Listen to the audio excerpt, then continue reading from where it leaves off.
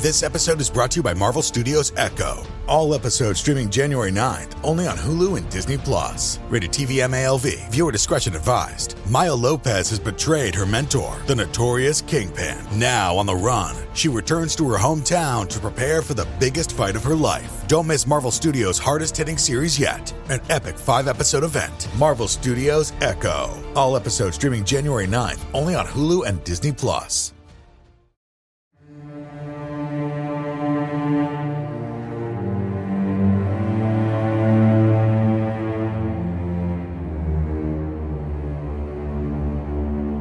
Hello, and welcome to Scare You to Sleep.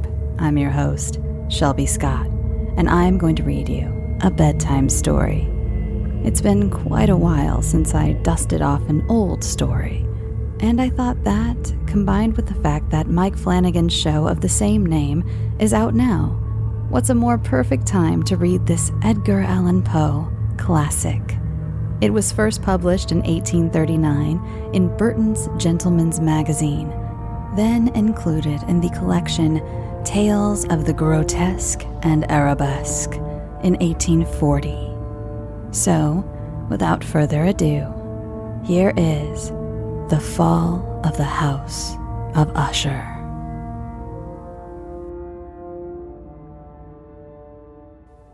Part 1. It was a dark and soundless day near the end of the year, and the clouds were hanging low in the heavens. All day I had been riding on horseback through country with little life or beauty, and in the early evening I came within view of the house of Usher. I do not know how it was, but with my first sight of the building, a sense of heavy sadness filled my spirit. I looked at the scene before me, at the house itself, at the ground around it, at the cold walls of the building, at its empty eye-like windows, and at a few dead trees. I looked at this scene, I say, with a complete sadness of soul, which was no healthy earthly feeling. There was a coldness, a sickening of the heart, in which I could discover nothing to lighten the weight I felt. What was it, I asked myself? What was it that was so fearful, so frightening in my view of the house of Usher? This was a question to which I could find no answer. I stopped my horse beside the building on the edge of a dark and quiet lake. There I could see reflected in the water a clear picture of the dead trees and of the house and its empty eye-like windows. I was now going to spend several weeks in this house of sadness, this house of gloom. Its owner was named Roderick Usher. We had been friends when we were boys, but many years had passed since our last meeting. A letter from him had reached me. A wild letter which demanded that I reply by coming to see him. He wrote of an illness of the body, of a sickness of the mind, and of a desire to see me, his best and indeed his only friend. It was the manner in which all this was said. It was the heart of it which did not allow me to say no. Although as boys we had been together, I really knew little about my friend.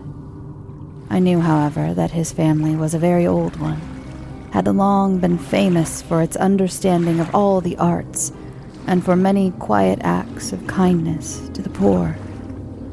I had learned, too, that the family had never been a large one, with many branches. The name had passed always from father to son, and when people spoke of the house of Usher, they included both the family and the family home. I again looked up from the picture of the house reflected in the lake to the house itself. A strange idea grew in my mind, an idea so strange that I tell it only to show the force of the feelings which laid their weight on me. I really believed that around the whole house and the ground around it, the air itself was different. It was not the air of heaven. It rose from the dead decaying trees, from the gray walls and the quiet lake. It was a sickly, unhealthy air that I could see, slow-moving, heavy, and gray. Shaking off from my spirit what must have been a dream, I looked more carefully at the building itself. The most noticeable thing about it seemed to be its great age. None of the walls had fallen, yet the stones appeared to be in a condition of advanced decay. Perhaps the careful eye would have discovered the beginning of a break in the front of the building, a crack making its way from the top down the wall until it became lost in the dark waters of the lake. I rode over a short bridge to the house. A man who worked in the house, a servant, took my horse, and I entered. Another servant of quiet step led me without a word through many dark turnings to the room of his master. Much that I met on the way added, I do not know how, to the strangeness of which I have already spoken. While the objects around me, the dark wall coverings, the blackness of the floors, the things brought home from long-forgotten wars, while these things were like the things I had known since I was a baby, while I admitted that all this was only what I had expected, I was still surprised at the strange ideas which grew in my mind from these simple things. The room I came into was very large and high. The windows were high and pointed at the top, and so far above the black floor that they were quite out of reach. Only a little light, red in color, made its way through the glass and served to lighten the nearer and larger objects. My eyes, however, tried and failed to see into the far, high corners of the room. Dark coverings hung upon the walls. The many chairs and tables had been used for a long, long time. Books lay around the room, but could give it no sense of life. I felt sadness hanging over everything. No escape from this deep, cold gloom seemed possible. As I entered the room, Usher stood up from where he had been lying and met me with a warmth which, at first, I could not believe was real. A look, however, at his face told me that every word he spoke was true. We sat down, and for some moments, while he said nothing, I looked at him with a feeling of sad surprise. Surely no man had ever before changed as Roderick Usher had. Could this be the friend of my early years? It is true that his face had always been unusual. He had gray-white skin, eyes large and full of light, lips not bright in color but of a beautiful shape, a well-shaped nose, a hair of great softness, a face that was not easy to forget. And now the increase in the strangeness of his face had caused so great a change that I almost did not know him. The horrible white of his skin and the strange light in his eyes surprised me and even made me afraid. His hair had been allowed to grow, and in its softness it did not fall around his face, but seemed to lie upon the air. I could not, even with an effort, see in my friend the appearance of a simple human being. In his manner I saw at once changes came and went, and I soon found that this resulted from his attempt to quiet a very great nervousness.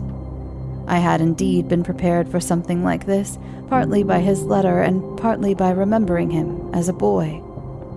His actions were first too quick and then too quiet. Sometimes his voice, slow and trembling with fear, quickly changed to a strong, heavy, carefully spaced, too perfectly controlled manner. It was in this manner that he spoke of the purpose of my visit, of his desire to see me, and of the deep delight and strength he expected me to give him. He told me what he believed to be the nature of his illness. It was, he said, a family sickness, and one from which he could not hope to grow better. But it was, he added at once, only a nervous illness which would, without doubt, soon pass away. It showed itself in a number of strange feelings. Some of these, as he told me of them, interested me but were beyond my understanding. Perhaps the way in which he told me of them added to their strangeness. He suffered much from a sickly increase in the feeling of all the senses. He could eat only the most tasteless food. All flowers smelled too strongly for his nose. His eyes were hurt by even a little light. And there were few sounds which did not fill him with horror. A certain kind of sick fear was completely his master. "I shall die," he said. "I shall die. I must die of this fool's sickness. In this way, and no other, I shall be lost. I fear what will happen in the future, not for what happens, but for the result of what happens. I have indeed no fear of pain, but only fear of its result, of terror. I feel that the time will soon arrive when I must lose my life, and my mind and my soul, together in some last battle with that horrible enemy. Fear."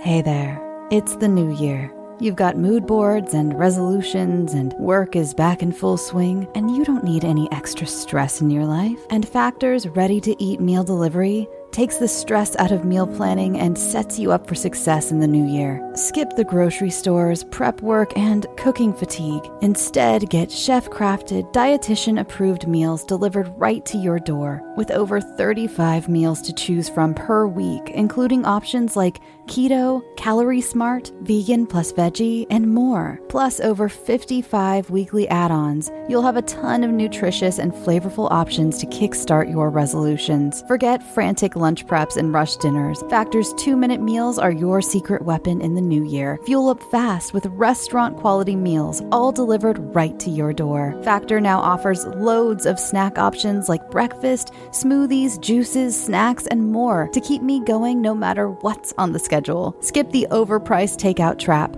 Factor is cheaper and way more delicious than takeout. Get chef-crafted, restaurant-quality meals delivered right to your door. They are ready to heat and eat in just 2 minutes, which means more time for you. Need a special occasion meal? Gourmet Plus is the perfect solution if you're looking for fast, upscale options done easily. When things get hectic, Factor is flexible. Change up your order every week with plans from 4 to 18 meals per week. Or pause or reschedule your deliveries anytime. Stress less over meal times in the new year. Factor's no prep, no mess meals free up time otherwise spent on shopping, cooking, and cleanup. No more wasting time in the kitchen. Not only does Factor offer fast, simple solutions when I'm too busy to cook, they also help me stay on top of my goals. With offerings like Protein Plus and Keto, I can stay on track. This is definitely going to come in handy for my New Year's goals. Factor has everything I need for a week of flavorful, nutritious eats. In addition to ready-to-eat meals, they have cold-pressed juices, smoothies, energy bites, extra protein, veggie sides, and more to keep me energized during frantic times. Head to factormeals.com/scareyoutosleep50 and use code scareyoutosleep50 to get 50% off. That's code scareyoutosleep50 at factormeals.com. As many Scary to Sleep fans know, I've been going through a lot of changes in my life. And one thing I've been doing is getting my finances much more organized, and that includes paring down some of the subscriptions I pay for. It feels like everything is a subscription these days, be it for the gym or streaming services or music, the list goes on, and something that has helped me tremendously is Rocket Money. They not only helped me cancel subscriptions that were a pain to try to do myself. Have you ever tried to deal with some of these companies directly? It's just a headache. Rocket Money also alerts me when the subscriptions I did keep go up in price, giving me the ability to weigh my options and keep those little extras that add up oh so quickly in check. Rocket Money is a personal finance app that finds and cancels your unwanted subscriptions, monitors your spending, and helps lower your bills. I can see all of my subscriptions in one place, and if I see something I don't want, I can cancel it with a tap. I never have to get on the phone with customer service. Rocket Money has over 5 million users and has helped save its members an average of $720 a year with over 500 million in canceled subscriptions. Stop wasting money on things you don't use. Cancel your unwanted subscriptions by going to rocketmoney.com/scareyoutosleep. That's rocketmoney.com/scareyoutosleep. rocketmoney.com/scareyoutosleep. Part 2. Roderick Usher, whom I had known as a boy, was now ill and had asked me to come to help him. When I arrived, I felt something strange and fearful about the great old stone house, about the lake in front of it, and about Usher himself. He appeared not like a human being, but like a spirit that had come back from beyond the grave. It was an illness, he said, from which he would surely die. He called his sickness fear. I have, he said, no fear of pain, but only the fear of its result, of terror. I feel that the time will soon arrive when I must lose my life and my mind and my soul together in some last battle with that horrible enemy, fear. I learned also, but slowly and through broken words with doubtful meaning, another strange fact about the condition of Usher's mind. He had certain sick fears about the house in which he lived, and he had not stepped out of it for many years. He felt that the house, with its gray walls and quiet lake around it, had somehow, through the long years, gotten a strong hold on his spirit. He said, however, that much of the gloom which lay so heavily on him was probably caused by something more plainly to be seen, by the long-continued illness, indeed, the coming death of a dearly loved sister, his only company for many years. Except for himself, she was the last member of his family on earth. When she dies, he said, with a sadness which I can never forget, when she dies, I will be the last of the old family, the house of Usher. While he spoke, the Lady Madeline, for so she was called, passed slowly through a distant part of the room, and without seeing that I was there, went on. I looked at her with a complete and wondering surprise and with some fear, and yet I found I could not explain to myself such feelings. My eyes followed her. When she came to a door and it closed behind her, my eyes turned to the face of her brother. But he had put his face in his hands, and I could see only that the thin fingers through which his tears were flowing were whiter than ever before. The illness of the Lady Madeline had long been beyond the help of her doctors. She seemed to care about nothing. Slowly her body had grown thin and weak, and often, for a short period, she would fall into a sleep, like the sleep of the dead. So far, she had not been forced to stay in bed, but by the evening of the day I arrived at the house, the power of her destroyer, as her brother told me that night, was too strong for her. I learned that my one sight of her would probably be the last I would have, that the lady, at least while living, would be seen by me no more. For several days following, Her name was not spoken by either Usher or myself, and during this period, I was busy with efforts to lift my friend out of his sadness and gloom. We painted and read together, or listened as if in a dream, to the wild music he played. And so, as a warmer and more loving friendship grew between us, I saw more clearly the uselessness of all attempts to bring happiness to a mind from which only darkness came, spreading upon all objects in the world its never-ending gloom. I shall always remember the hours I spent with the master of the House of Usher, yet I would fail in any attempt to give an idea of the true character of the things we did together. There was a strange light over everything. The paintings which he made me tremble, though I know not why. To tell of them is beyond the power of written words. If ever a man painted an idea, the man was Roderick Usher. For me at least, there came out of his pictures a sense of fear and wonder. One of these pictures may be told, although weakly in words. It showed the inside of a room where the dead might be placed, with low walls, white and plain. It seemed to be very deep under the earth. There was no door, no window, and no light or fire burned. Yet a river of light flowed through it, filling it with a horrible, ghastly brightness. I have spoken of that sickly condition of the senses, which made most music painful for Usher to hear. The notes he could listen to with pleasure were very few. It was this fact, perhaps, that made the music he played so different from most music. But the wild beauty of his playing could not be explained. The words of one of his songs, called "The Haunted Palace," I have easily remembered. In it, I thought I saw, and for the first time, that Usher knew very well that his mind was weakening. The song told of a great house where a king lived, a palace, in a green valley where all was light and color and beauty, and the air was sweet.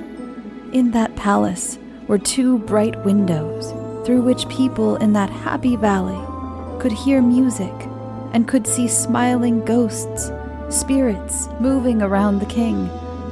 The palace door was of the richest materials, in red and white. Through it came other spirits whose only duty was to sing in their beautiful voices about how wise their king was. But a dark change came. The song continued, and now those who enter the valley see through the windows, in a red light, shapes that move to broken music, while the door, now colorless, a ghastly river of ghosts, laughing but no longer smiling, rushes out forever. Our talk of this song led to another strange idea in Usher's mind. He believed that plants could feel and think, and not only plants, but rocks and water as well. He believed that the gray stones of this house and the small plants growing on the stones and the decaying trees had a power over him that made him what he was. Our books, the books which for years fed the sick man's mind, were, as might be supposed, of this same wild character. Some of these books Usher sat and studied for hours. His chief delight was found in reading one very old book, written for some forgotten church, telling of the watch over the dead. At last, one evening, he told me that the Lady Madeline was alive no more. He said he was going to keep her body for a time in one of the many vaults inside the walls of the building. The worldly reason he gave for this was one with which I felt I had to agree. He had decided to do this because of the nature of her illness, because of the strange interest and questions of her doctors, and because of the great distance to the graveyard, where members of his family were placed in the earth. We too carried her body to its resting place. The vault in which we placed it was small and dark, and in ages past, it must have seen strange and bloody scenes. It lay deep below that part of the building where I myself slept. The thick door was of iron, and because of its great weight, made a loud, hard sound when it was opened and closed. As we placed the Lady Madeline in this room of horror, I saw for the first time the great likeness between brother and sister, and Usher told me that they were twins. They had been born on the same day. For that reason, the understanding between them had always been great, and the tie that held them together very strong. We looked down at the dead face one last time, and I was filled with wonder. As she lay there, the Lady Madeline looked not dead, but asleep, still soft and warm, though to the touch, cold as the stones around us. Part 3. I was visiting an old friend of mine, Roderick Usher, in his old stone house, his palace, where a feeling of death hung in the air. I saw how fear was pressing on his heart and mind. Now, his only sister, the Lady Madeline, had died, and we had put her body in its resting place, in a room inside the cold walls of the palace, a damp, dark vault, a fearful place. As we looked down upon her face, I saw that there was a strong likeness between the two. "Indeed," said Usher, "we were born on the same day, and the tie between us has always been strong." We did not long look down on her, for fear and wonder filled our hearts. There was still a little color in her face, and there seemed to be a smile on her lips. We closed the heavy iron door and returned to the rooms above, which were hardly less gloomy than the vault. And now a change came in the sickness of my friend's mind. He went from room to room with a hurried step.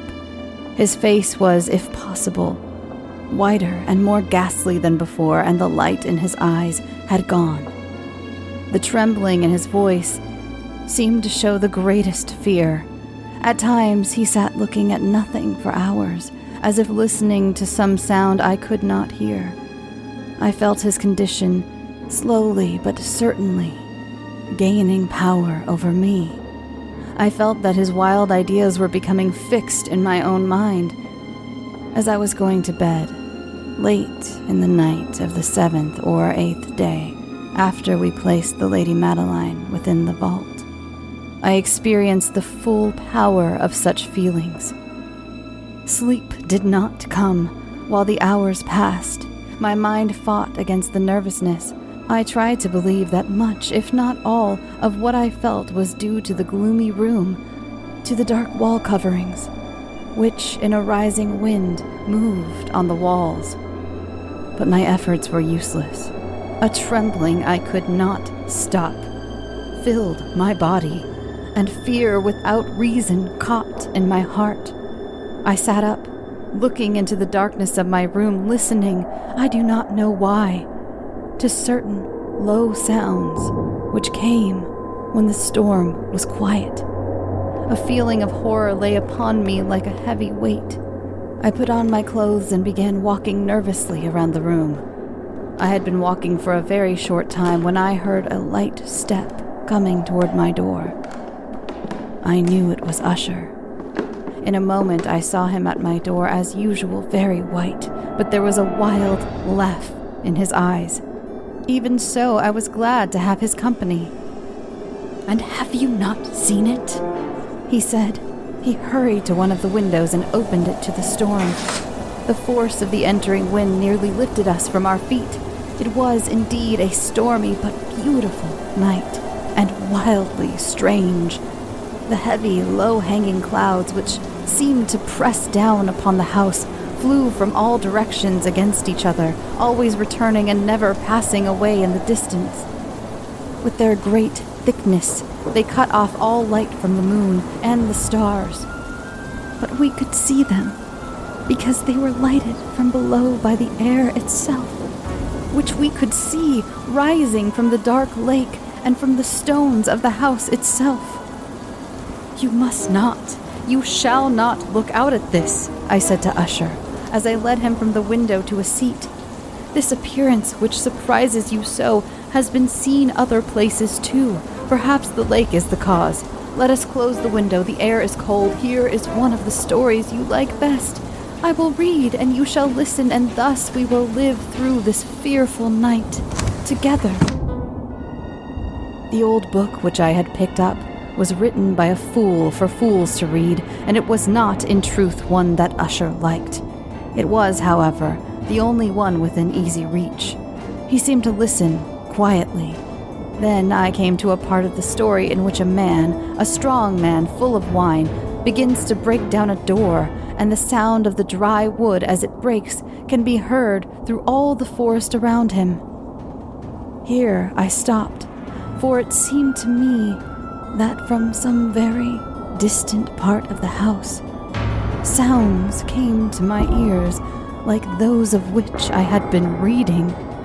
It must have been this likeness that had made me notice them, for the sounds themselves, with the storm still increasing, were nothing to stop or interest me.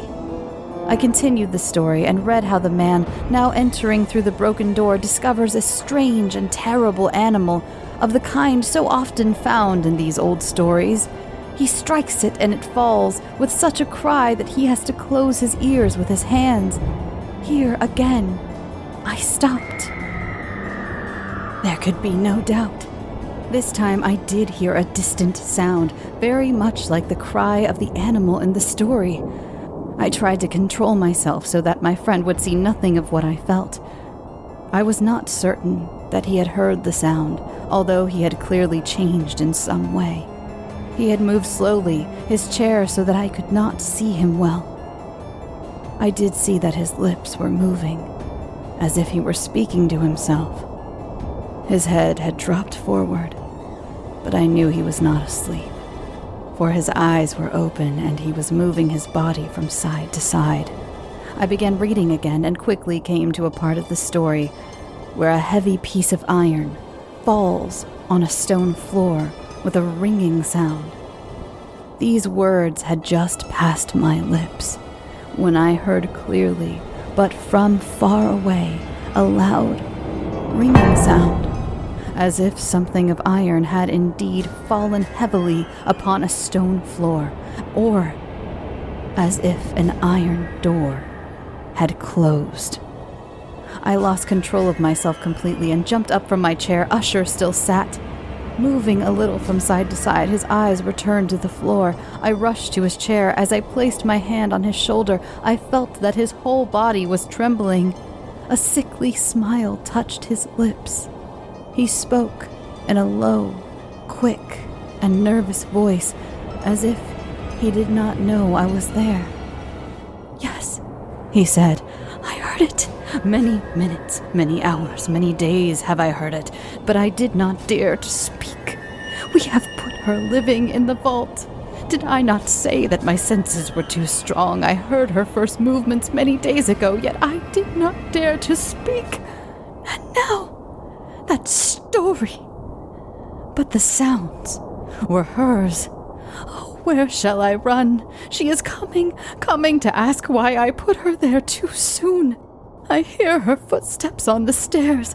I hear the heavy beating of her heart."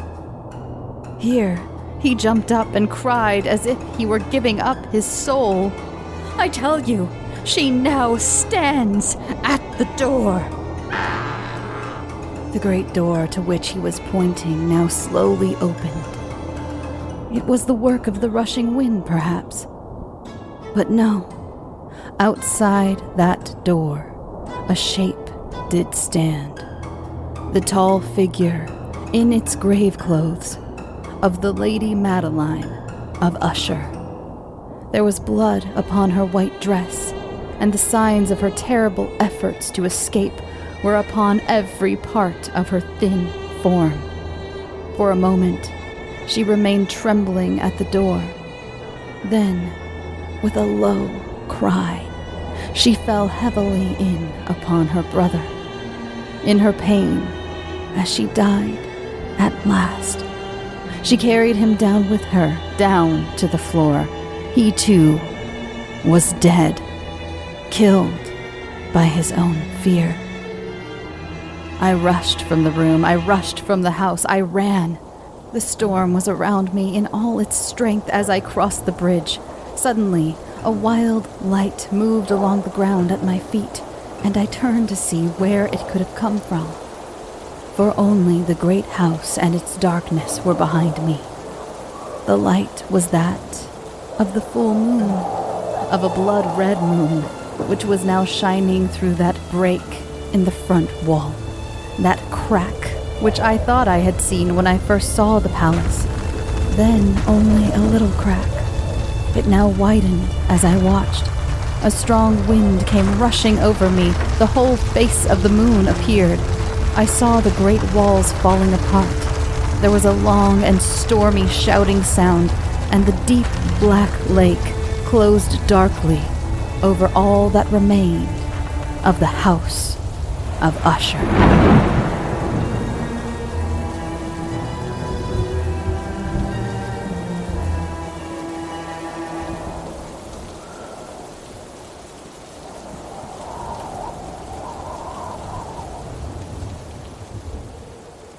Thanks for listening. Thank you so much to my author this week, Mr. Edgar Allan Poe. And if you'd like more from the show, then go visit Patreon, where for as little as $1 a month, you can get the show ad-free. It's a little easier to sleep to that way, I admit, but I do need to pay bills, so that's why there are ads on the main show. I apologize. Unfortunately, unlike the House of Usher, I do not have a palace in my family to live in. So yeah, if you'd like ad-free episodes and bonus episodes, which again, bonus episodes will be coming back soon. I really apologize for this year I'm having, everyone. Hospital stuff, life stuff. Some of you have kind of figured out what's going on. And again, I really appreciate the privacy most of you have afforded me.